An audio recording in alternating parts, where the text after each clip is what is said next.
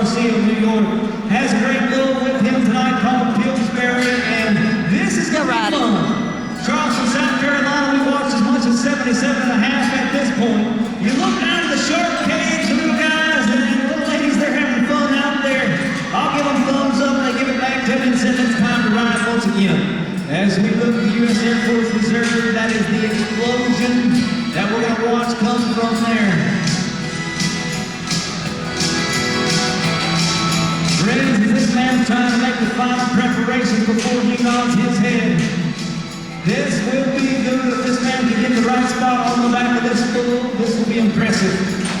You know, it's Friday night, it's the weekend, friends.